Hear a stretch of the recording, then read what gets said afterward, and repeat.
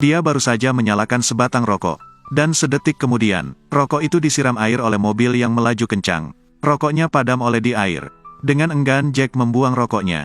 Rokok itu terbang ke pinggir jalan. Air hujan perlahan menyapunya menuju saluran drainase. Dengan penasaran, Jack memperhatikan rokok itu mengapung di atas air. Hingga puntung rokoknya mengalir ke saluran pembuangan bersama hujan. Saat ini, Jack tiba-tiba mengangkat kepalanya. Di seberangnya ada bank terkenal. Dia masih melamun, lalu Jack berlari menyusuri air. Sampailah dia ke pintu keluar sistem drainase. Dia melirik selokan di bawah, lalu memandang ke tepi sungai di seberang jalan. Tiba-tiba sebuah ide berani muncul di kepalanya. Jack kemudian memanggil kaki tangannya dan berlari ke depan pintu bank. Di tengah keheningan malam, Jack mengeluarkan pengukur dan memasukkannya ke saluran drainase. Mereka terus berjalan menuju pintu keluar pipa saluran pembuangan. Jack dengan cepat berjalan menuju posisi pita pengukur. Dia menemukan bahwa tempat ini terletak di dekat pintu brankas bank. Hanya berjarak sekitar 18 meter. Nah, dari sini, Jack bisa membuka jalan rahasia yang mengarah langsung ke pintu brankas bank. Kemudian keduanya kembali ke rumah dan mulai membuat rencana. Namun untuk membuka jalan rahasia menuju bank, mereka harus menghitung jarak dari sistem saluran pembuangan ke pintu. Tapi tidak bisa terang-terangan menggunakan pita pengukur. Setelah berpikir sejenak, Jack menyuruh rekannya untuk menandainya dengan cermat, yaitu dengan berdasarkan jumlah putaran roda. Selanjutnya mereka tinggal mendorong sepeda dari posisi penutup lubang gat. Dia berpura-pura menjadi pejalan kaki, mendorong sepeda sambil menghitung jumlah putaran roda, dan dia langsung menuju pintu bank. Itulah keseluruhan rencananya, sehingga mereka akan dengan mudah menghitung jarak dari penutup lubang gat ke pintu bank. Pada tahap ini, Jack hanya perlu mengerjakan soal matematika. Setelah dihitung, jarak lubang gat ke tanah 18 meter, jarak penutup lubang ke pintu tepian 5-6 meter. Jack menggunakan trigonometri yang diajarkan oleh dosen universitasnya, menerapkan fungsi dan teori Pitagoras. Dia dapat dengan mudah menghitung panjang jalan rahasia dan sudut yang diinginkan. Namun dengan data tersebut, mereka belum bisa memulai perencanaan. Mereka perlu menentukan lokasi brankas bank secara detail. Jadi Jack berpura-pura menjadi nasabah dan masuk ke bank. Lalu diam-diam dia mengeluarkan kamera digitalnya. Hal tersebut untuk mengingat tata letak pintu belakang bank. Kemudian dia dengan berani berjalan ke aula, mengeluarkan kamera digitalnya lagi, dan dia mengambil foto kamera pengawasan lobi bank. Setelah melihat sekeliling, dia melihat semua orang tidak memperhatikan. Jack menatap lurus ke pintu bank dan menggunakan kameranya untuk merekam. Namun ketika dia hendak pergi, petugas keamanan bank menemukan bahwa perilakunya agak aneh. Jadi mereka membawanya ke ruang keamanan untuk memeriksa.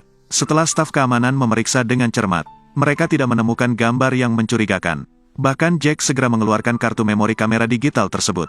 Ternyata Jack sengaja membiarkan petugas keamanan mengetahuinya. Karena itulah satu-satunya cara baginya untuk masuk ke bank secara sah. Agar dia bisa mempelajari tata letak brankas bawah tanah bank tersebut. Sehingga kelak dia bisa mempersiapkan rencananya untuk merampok brankas itu.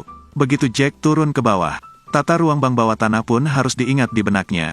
Setelah pulang ke rumah, berdasarkan foto dan gambaran yang ada di benaknya, Jack membuat cetak biru ruang bawah tanah. Namun terowongan bawah tanah tersebut seluruhnya dikelilingi jeruji besi. Jika langsung menggali terowongan rahasia sesuai rencana awal, tentu tidak akan berhasil. Berdasarkan peta brankas yang dibuat Jack, mereka memutuskan untuk menggali pintu keluar terowongan rahasia di ruang keamanan sebelah. Setelah perencanaan selesai, mereka segera mulai bekerja. Kaki tangan pertama pergi ke saluran pembuangan. Segera melepas pelat baja berwarna yang sudah ditandai sebelumnya. Karena kelembapan di saluran drainase relatif tinggi, tanah di sini lebih lunak. Dan pekerjaan penggalian kedua jalan rahasia tersebut berjalan relatif lancar. Jack dan yang lainnya sedang berada di rumah. Mereka sedang membahas masalah lain, yaitu bagaimana cara cepat membuka besi bank tersebut. Salah satu rekanan menyarankan untuk menggunakan alat penggergaji. Hanya membutuhkan waktu 2 menit saja untuk membuka besinya. Namun di brankas bank terdapat ratusan ikatan besi. Jika harus membukanya satu persatu, tidak hanya membuang-buang waktu, tetapi juga menghabiskan banyak tenaga. Jelas usulan tersebut tidak diterima. Lalu mitra lain mengajukan proposal. Mereka bisa memanfaatkan akhir pekan bank untuk bertindak. Karena itulah satu-satunya cara memberi mereka lebih banyak waktu. Tapi dia berpikir lagi, semakin lama tinggal di dalam brankas, maka semakin berbahaya jadinya. Masalah yang mendesak saat ini adalah menemukan cara untuk mengakhirinya dengan cepat. Dia menyarankan agar komplotannya meneliti terlebih dahulu kunci besi tersebut, agar dia bisa memecahkannya. Lalu seseorang berpura-pura menjadi orang kaya, pergi ke cabang yang jaraknya ratusan mil untuk menyewa batangan besi. Setelah mencoba beberapa saat, mereka akhirnya dapat menemukan struktur kuncinya.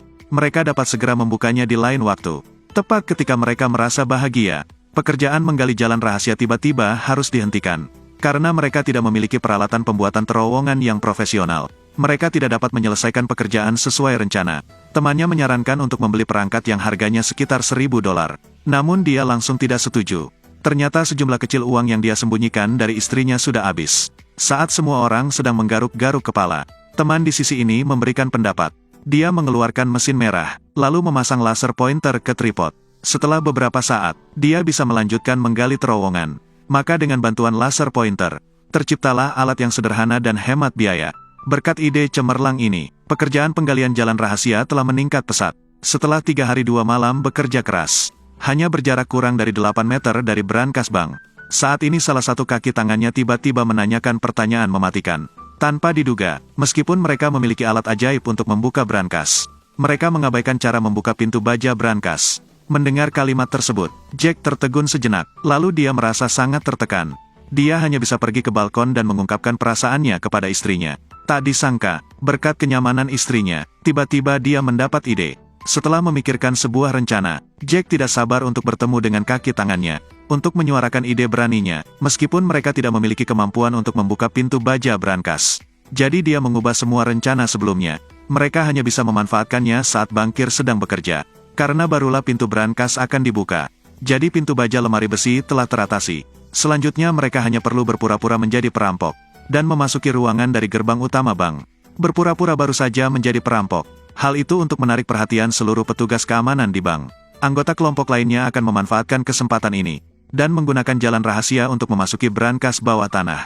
Setelah kaki tangannya mendengar rencana Jack, dia langsung menyetujuinya. Lalu mereka berangkat, berpakaian rapi, oleskan lem pada ujung jari, lalu memakai topeng hitam di kepala. Pria itu mengeluarkan pistol air yang dibeli di jalanan, lalu berjalan ke lobi. Para karyawan bank tidak ada yang menyadarinya. Dalam waktu kurang dari 1 menit, para perampok dapat dengan mudah menguasai seluruh bank. Namun pria tersebut sengaja lewat begitu saja. Saat itu ada satpam yang sedang berada di ruang kendali. Menyaksikan kejadian tersebut, dia segera menelepon polisi. Setelah mengetahui bahwa polisi dipanggil, perampok itu tidak marah sama sekali.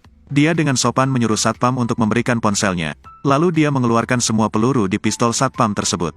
Pada saat ini polisi sedang berdiri di depan pintu bank. Namun para perampok tidak khawatir. Mereka mengunci pintu belakang bank, lalu membuka pintu utama bank.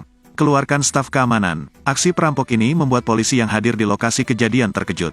Namun pada saat ini, rencana perampokan bank terbesar sepanjang sejarah telah resmi dimulai.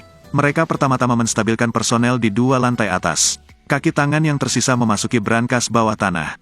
Dia dengan mudah mendorong lemari ke samping. Tanpa diduga, sebuah lubang besar muncul di dinding kokoh tersebut. Ternyata semua itu berkat Jack dan antek-anteknya. Hanya dalam 1 malam, jalan rahasia pun terbuka. Setelah mereka berkumpul kembali, perampok bank secara resmi diaktifkan. Namun saat ini banyak orang berkumpul di depan bank. Tidak hanya ada sejumlah stasiun televisi dan media, bahkan ada juga tim SWAT yang terlatih.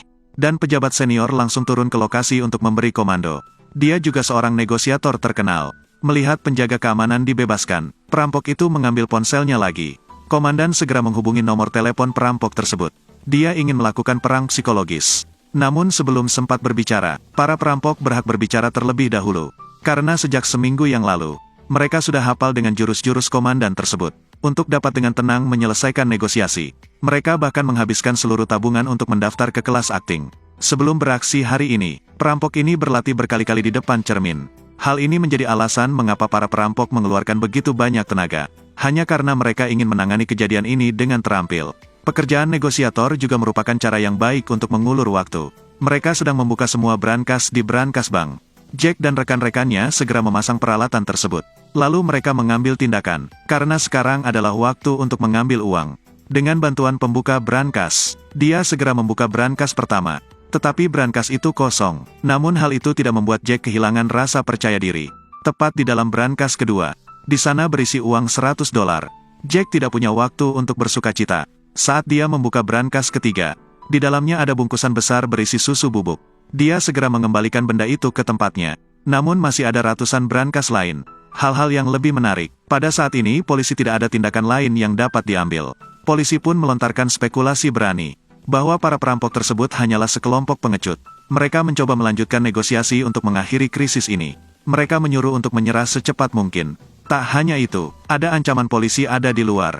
mereka telah dikepung, dan kini komandan memerintahkan tim SWAT, mereka diam-diam berjalan ke bank. Para negosiator masih meremehkan kemampuan geng perampok. Saat itu salah satu perampok mendengar gerakan di atap bank. Dia mengatakan kepada para negosiator, bahwa hal itu membuat mereka marah. Dia juga mengatakan, bahwa jika polisi masih berada di atas atap dalam 1 menit, maka akan menimbulkan bahaya besar. Mendengar hal tersebut, komandan langsung memerintahkan tim SWAT untuk pergi dari atap bank. Setelah melihat polisi SWAT mundur, perampok tersebut mengajukan tuntutannya, biarkan jaksa datang ke sini untuk bernegosiasi dengannya. Namun sang komandan tidak punya pilihan selain setuju. Setelah 1 jam menunggu, sang jaksa tak juga terlihat, sehingga perampok pun proaktif menelpon kembali sang komandan, menanyakan alasan jaksa belum juga tiba, sambil mengulur waktu untuk kaki tangannya. Namun Jack tidak khawatir, dia berhasil membuka banyak kasus pembunuhan. Tak lama kemudian, jaksa tiba di lokasi kejadian sesuai permintaan para perampok. Setelah panggilan tersambung, perampok tersebut langsung mengumpat ke arah wajah jaksa, bahkan mengungkit nenek moyangnya untuk mengutuknya. Itulah lelucon pertama si perampok. Setelah itu, dia tanya sang komandan, dia ingin menemui pengacaranya dalam waktu setengah jam. Dia memberikan nomor telepon pengacara tersebut kepada komandan. Tetapi komandan tidak dapat mengharapkannya, karena pengacara tersebut diberi informasi oleh perampok. Sebenarnya hanya penemuannya sendiri. Keesokan harinya, jaksa justru menelepon pengacara. Saat itu perampok melepas topeng hitamnya. Dia duduk di sofa manajer dan berpura-pura menjadi pengacara. Bahkan berbicara bersama jaksa. Namun jaksa dan komandan justru percaya dengan apa yang dikatakan pengacara. Jadi perampok punya waktu lebih banyak. Dia memberitahu kaki tangannya, bahwa pembukaan dilakukan dengan tegang namun tertib. Pada saat itu, seorang sandera di lobi bank tiba-tiba mengangkat tangannya. Saat bank dirampok, pria yang menjadi sandera terkejut, tiba-tiba mengangkat tangan kirinya. Dia mengatakan ingin pergi ke kamar mandi. Setelah perampok mendengar, dia membiarkan pria itu buang air kecil pohon di sudut. Perampok di samping melihat pria itu. Dia sedikit khawatir, jadi dia mengingatkan kaki tangannya untuk tidak menatapnya. Dia tidak menyangka, setelah semenit, pria itu kembali mengangkat tangannya untuk meminta ke kamar mandi. Namun kali ini perampok mengajaknya masuk ke toilet. Melihat pistol yang melambai di tangan perampok, dia sangat ketakutan hingga seluruh tubuhnya gemetar. Dia berpikir mungkin kali ini dia akan mati. Tetapi dia tidak mengharapkan tindakan selanjutnya. Perampok itu membuatnya pusing. Perampok yang bijaksana itu tiba-tiba membuka pintu bank, dan dia membiarkan orang itu keluar. Komandan dengan cepat berjalan mendekat untuk menanyakan situasinya. Pria itu sekarang sangat ketakutan, sehingga dia tidak bisa berkata apa-apa. Bahkan saat ini celananya basah kuyup. Menghadapi para perampok yang terus-menerus melepaskan orang secara manusiawi, sang komandan langsung kebingungan, padahal itu hanya tipuan para perampok. Saat itu salah satu pria penembak jitu di lantai atas. Dia menyaksikan pemandangan lain yang tidak dapat dipercaya.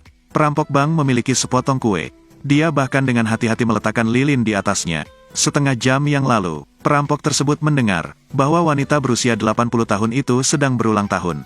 Jadi dia mengancam semua orang yang hadir untuk menyanyikan lagu ulang tahun untuknya. Akhirnya perampok yang bijaksana itu membawa wanita tua itu keluar dengan selamat. Melihat pemandangan yang tidak terduga ini, hal tersebut membuat komandan itu menjadi sangat bingung. Dalam hatinya dia merasa bahwa baru kali ini para perampok bersikap sedikit lembut. Dia tidak dapat menemukan sesuatu yang mencurigakan. Memanfaatkan waktu berharga yang diciptakan kaki tangan, para perampok di bawah masih berusaha membuka banyak brankas.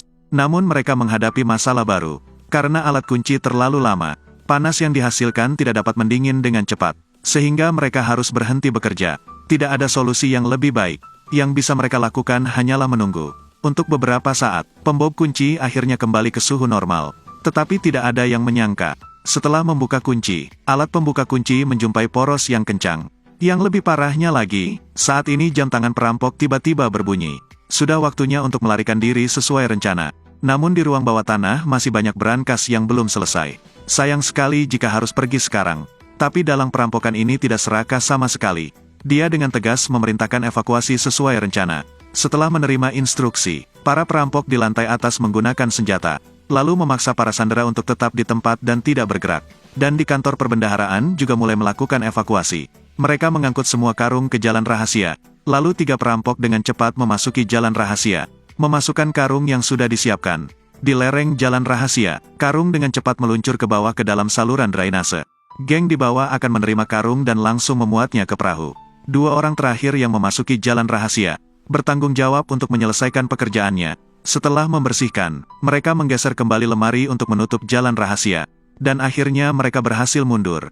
Tetapi saat ini di luar bank, polisi sedang bersiap-siap untuk menyerbu. Bersiap menghadapi serangan besar-besaran, komandan pun mengirimkan satuan khusus untuk melindungi pintu keluar.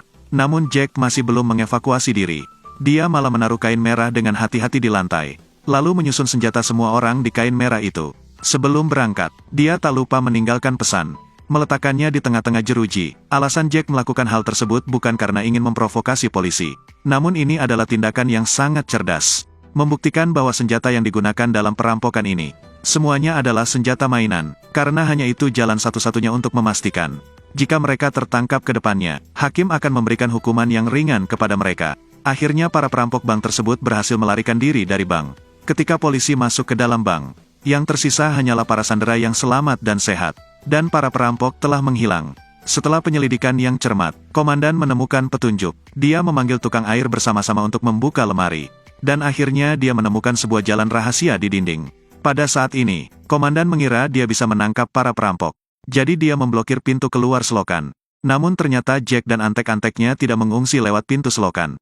Mereka berenang ke hulu, melarikan diri dengan kecepatan tinggi ke dasar selokan.